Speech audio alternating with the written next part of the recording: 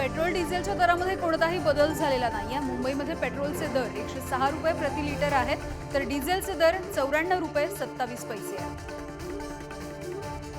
मुंबईमध्ये सोन्याचे दर 63,746 रुपये प्रति तोळे आहेत, तर चांदीचे दर प्रति किलो 74,100 रुपयांपर्यंत गेले आहेत। इथेनॉल निर्मितीवरील मर्यादेमुळे साखर उत्पादनामध्ये वाढ झाली आहे। देशामध्ये यंदा 15 लाख टनांनी साखर उत्पादन वाढणार आहे। राष्ट्रीय सहकारी साखर महासंघाने याबद्दलची माहिती दिली आहे। क्रूड ऑइलवरील विंडफॉल टॅक्समध्ये वाढ झाली आहे। विंडफॉल टॅक्स 1,300 रुपये प्रति टनावरून 2,300 रुपये झाला आहे। डिसेंबर 2023 मध्ये जीएसटी मधून सरकारच्या तिजोरीमध्ये 1.65 लाख कोटी रुपये जमा झाले।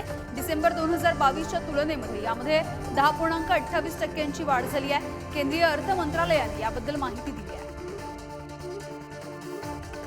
वैवाहिक कलह घटस्फोटाचा दावा प्रलंबित असल्यास महिला सरकारी कर्मचाऱ्याला पेन्शनचा वारस म्हणून अपत्यांची नावं लावता येणार नाहीत।